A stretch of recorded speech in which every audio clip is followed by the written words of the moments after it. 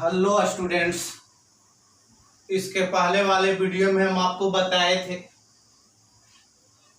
निलंबन, कोलाइड और वास्तविक विलयन के बारे में। यानी परिक्षेपित पदार्थ के कणों के आकार पर विलयन को 3 भागों में बांटा गया।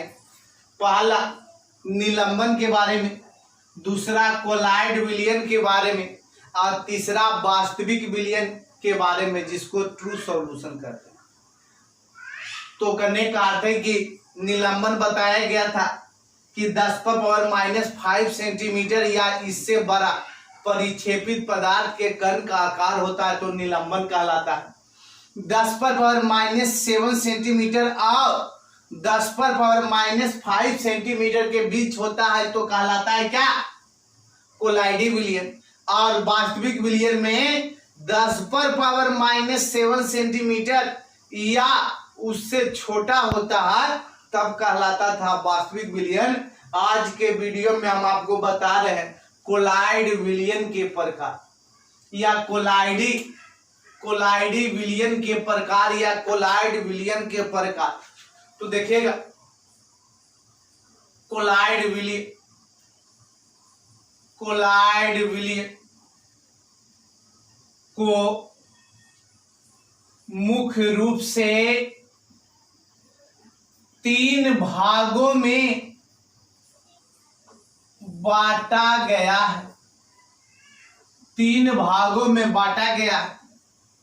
पहला सॉल्व, दूसरा जेल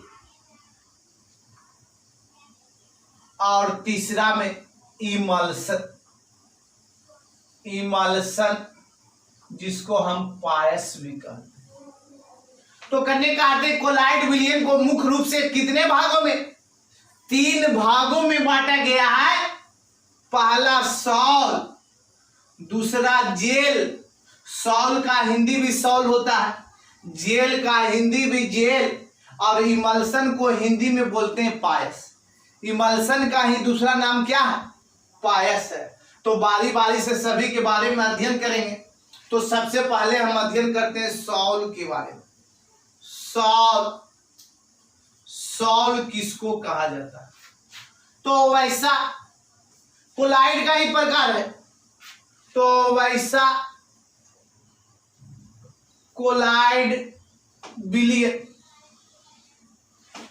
जिसमें परिक्षेपित पदार्थ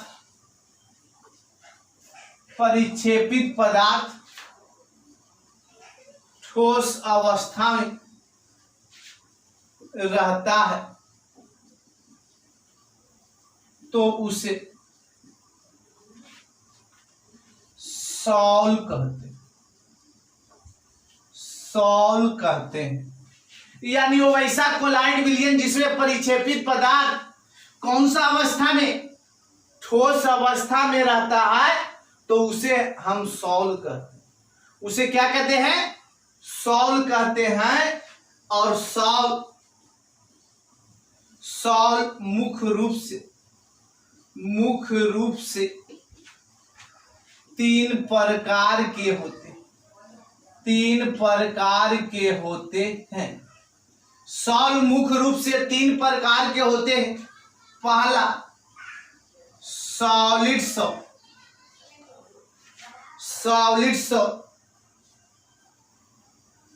जिसको हिंदी में कहते हैं ठोस सॉल्व।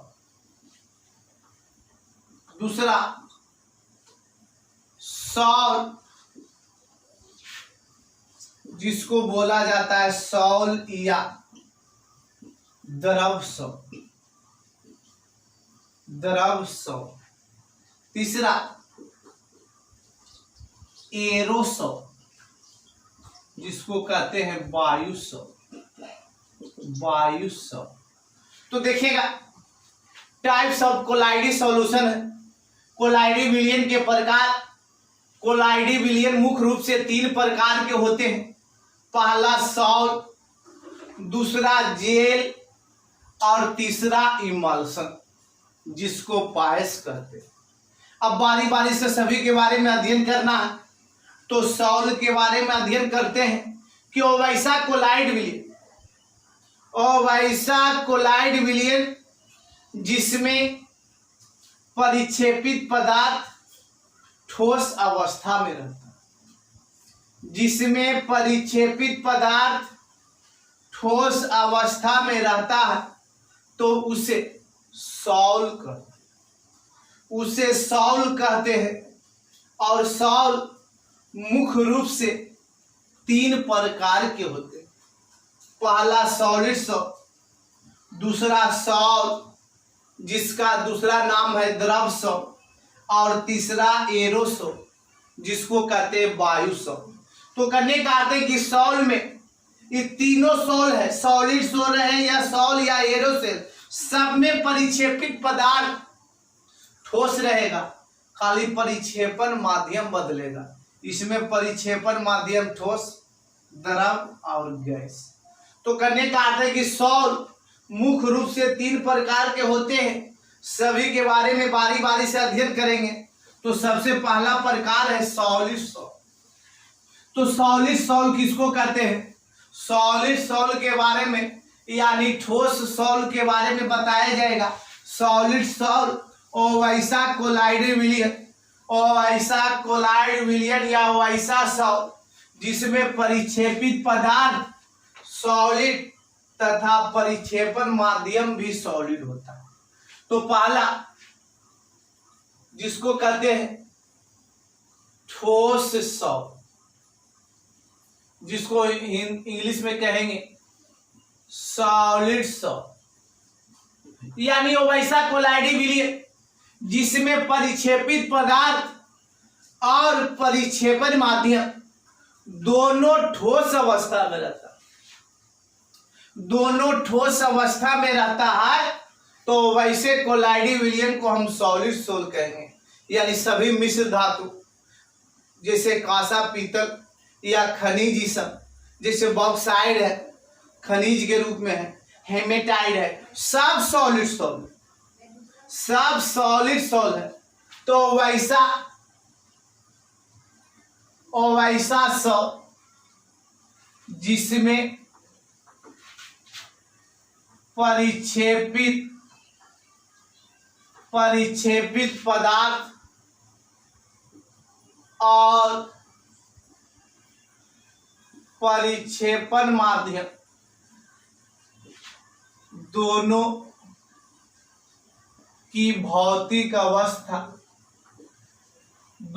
की भौतिक अवस्था ठोस का होता है तो उसे ठोस सॉल कहते हैं। यानी वो ऐसा सॉल जिसमें परिक्षेपित पदार्थ और परिक्षेपण माध्यम दोनों की भौतिक अवस्था ठोस का होता है, दोनों की भौतिक अवस्था ठोस का होता है तो उसे हम ठोस सॉल कहते हैं। उसे हम क्या कहते हैं? ठोस सॉल कहते हैं। जितना भी मिश्र धातु है सभी किसका उदाहरण होगा? ठोस सॉल का। जितना खनिज, बॉक्साइड, हेमेटाइट, सिडेराइट, सब किसका उदाहरण है? ठोस सॉल का। पीतल, कांसा, सब मिश्र धातु जो है विद्यार्थी वह सॉलिड सॉल होता है। या सभी खनिज जैसे bauxite, hematite, siderite, copper pyrite, सब किसका है? करने का अर्थ है ठोस सॉल का उदाहरण। तो वैसा सॉल जिसमें परिक्षेपित पदार्थ और परिक्षेपण माध्यम दोनों की भौतिक अवस्था ठोस का होता है। दोनों की भौतिक अवस्था किसका होता है? ठोस का होता है तो उसे हम ठोस सॉल कहते हैं। एग्जाम्पल में बताया गया मिश्र धातु, खनिज, ईटीसी, यानी सभी मिश्र धातु और सभी खनिज किसका उदाहरण है? ठोस सॉल का। दूसरा सॉल जिसको कहते हैं द्रव सॉल, तो इसी से पता चल गया कि वो परिक्षेपित पदार्थ तो सॉलिड रहने करेगा लेकिन परिक्षेपण माध्यम लिक्विड हो जाता है तो उसको सॉल या द्रव सॉल कहते हैं। तो वैसा सॉल्व जिसमें परिक्षेपित पदार्थ सॉलिड होता है और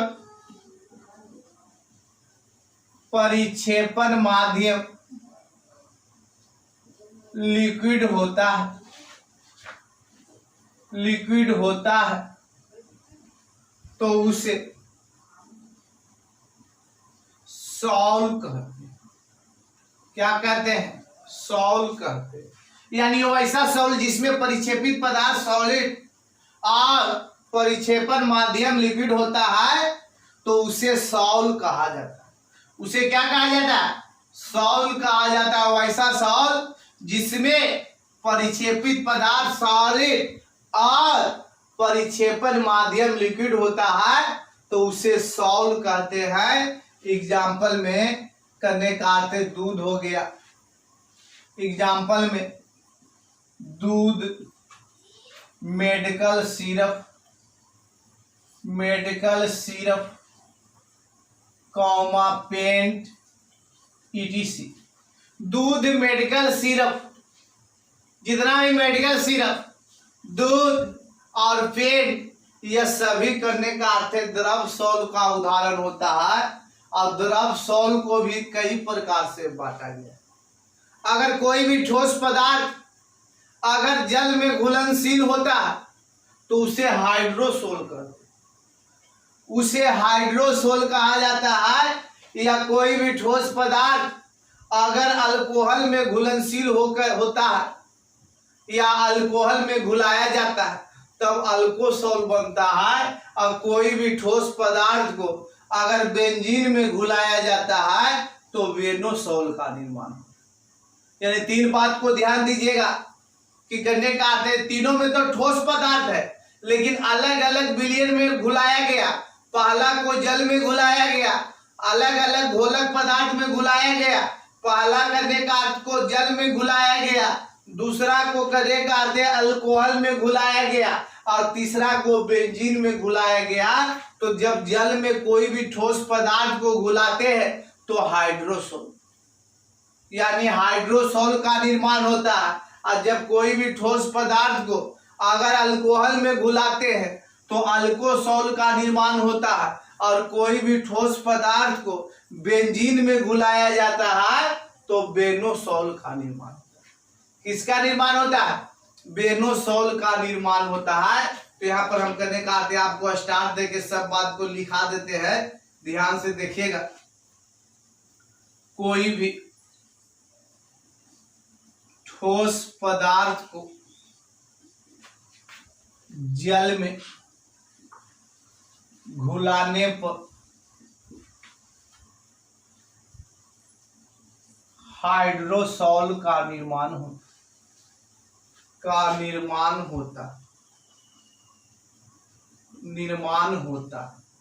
पहला पॉइंट को बताया गया कि कोई भी ठोस पदार्थ को जल में घुलाने पर हाइड्रोसोल का निर्माण होगा। किसका निर्माण होगा? हाइड्रोसोल का निर्माण होगा। उसी तरह से कोई भी ठोस पदार्थ को अल्कोहल में घुलाने पर अल्कोसोल का निर्माण होता है।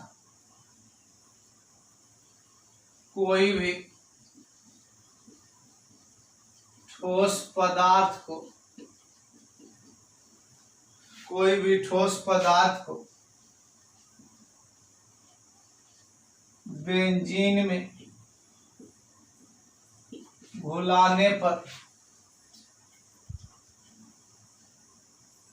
बेनोसोल का निर्माण होता है। मतलब कोई भी ठोस पदार्थ को बेंजीन में घुलाने पर बेनोसॉल का निर्माण होता है। कोई भी ठोस पदार्थ को जल में घुलाते तो हाइड्रोसॉल का निर्माण होता है, और कोई भी ठोस पदार्थ को अल्कोहल में घुलाने पर अल्कोसॉल का निर्माण होता है, और कोई भी ठोस पदार्थ को बेंजीन में घुलाते हैं तो बेनोसॉल का निर्माण होता है। तो कहिएगा सर बताइए हाइड्रोसॉल का एक उदाहरण। तो जो दूध हाइड्रोसॉल का उदाहरण। कभी कभी देखते होंगे बच्चा का अलग से दूध का पाउडर लाते हैं, उसको जल में करने का आते घुलाते हैं तो वह पाउडर घुल जाता है, और वह पाउडर घुल कर दूध जैसा बन जाता है। तो वह किसका उदाहरण है? हाइड्रोसॉल का उदाहरण। उसी तरह से मेडिकल सिरप करने का आते जितना भी घुलनशील मेडिकल सिरप होता है वह अल्कोहल में घुलनशील होता है, अल्कोहल के द्वारा बनता है। काहे कि करने का आते उसका एक्सपायरी डेट 2 ईयर्स होता है, तो उसको जल में घोला नहीं जाता है।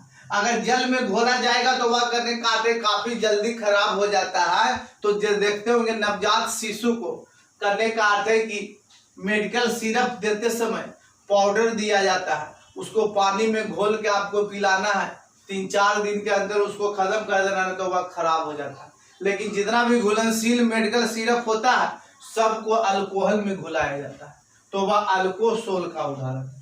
यानी मेडिकल सिरप किसका उदाहरण? अल्कोसोल का। और बेंजीन में घुलाने पर कोई भी ठोस पदार्थ को बेंजीन में घुलाते हैं तो बेनोसोल। तो देखते होंगे पेंट जो है बेंजीन में घुलाकर ही पेंट को बनाया जाता है, तो सभी प्रकार के पेंट बेनोसोल का उदाहरण होता है।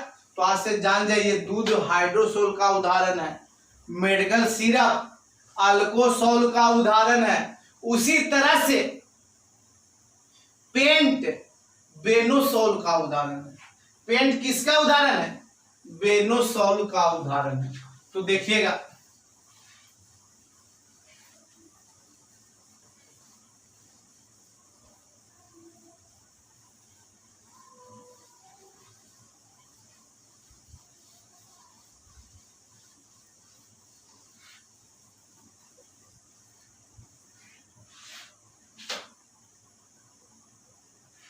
देखिएगा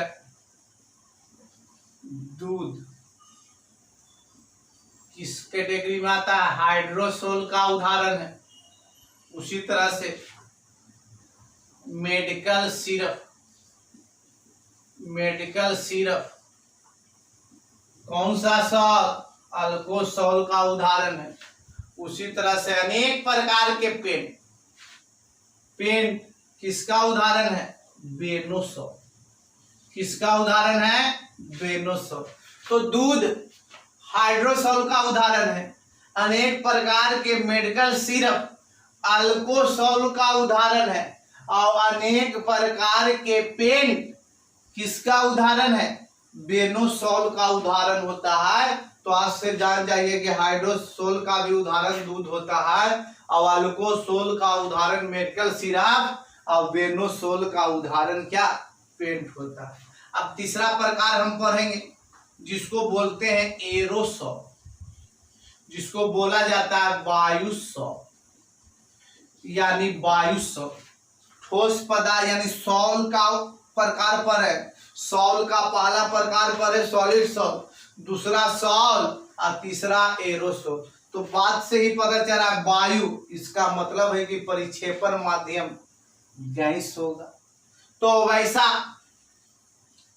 वैसा सॉल जिसमें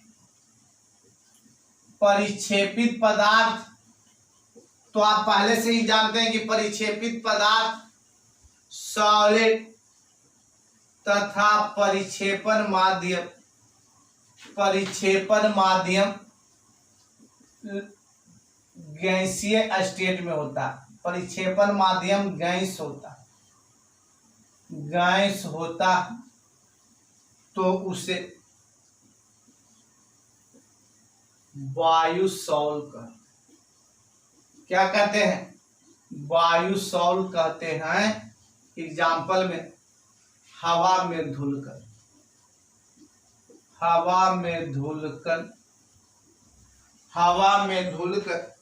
उसी तरह से आप जानते होंगे धुआं धुआं।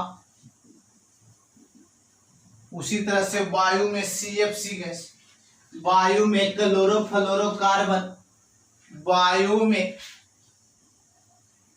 CFC gas, chlorofluorocarbon. तो करने का अर्थ है हवा में धूलकण या धुआं, हवा में धूलकण और धुआं और वायु में CFC किसका उदाहरण है? वायुसौल का। और वायुसौल के बारे में बताया गया है कि वैसा सौल जिसमें परिक्षेपित पदार्थ सॉलिड है, परिक्षेपित पदार्थ सॉलिड है तथा परिक्षेपण माध्यम गैस होता है।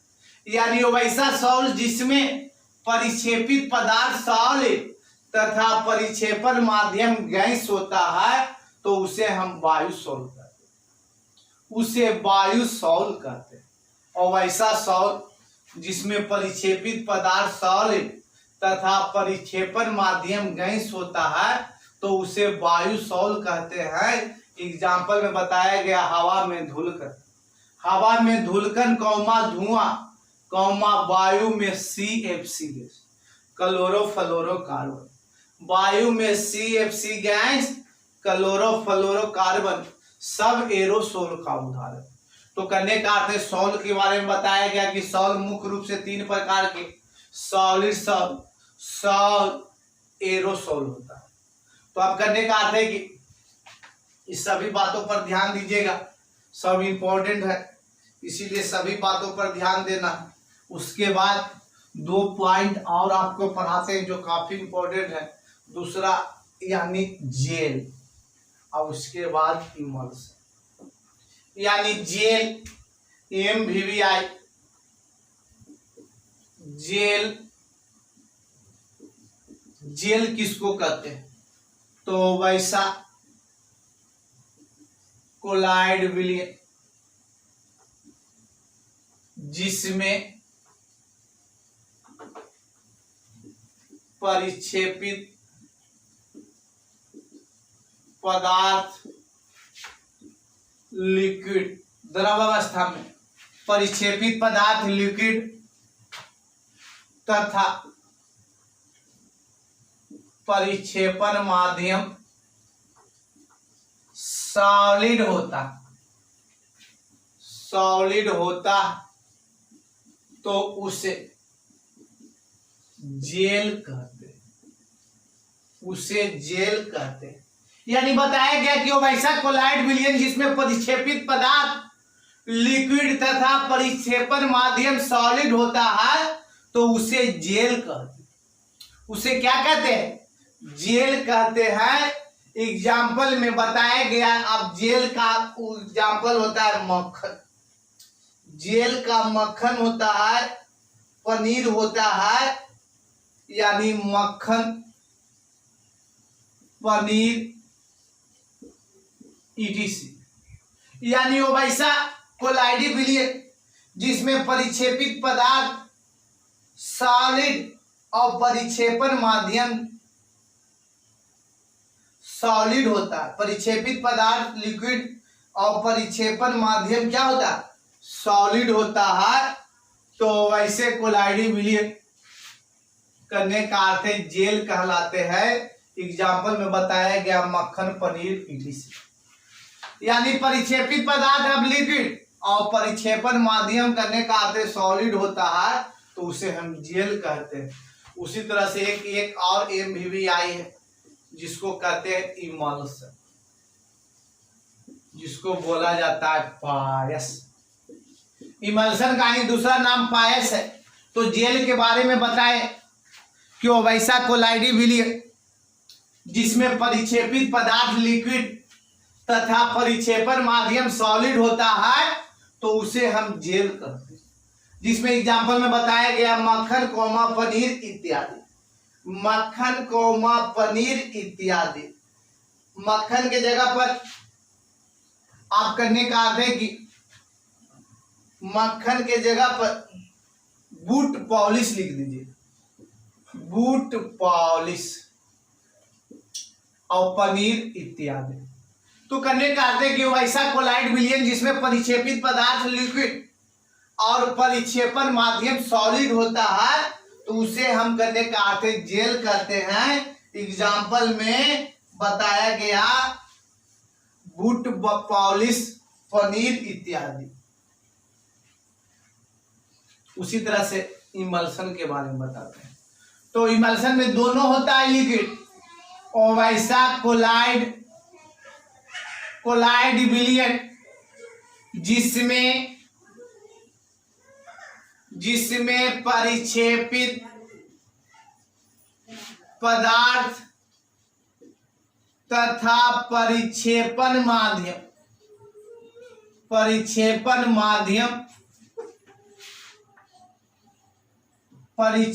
माध्यम दोनों लिक्विड अवस्था में होता है, तो उसे पायस कहते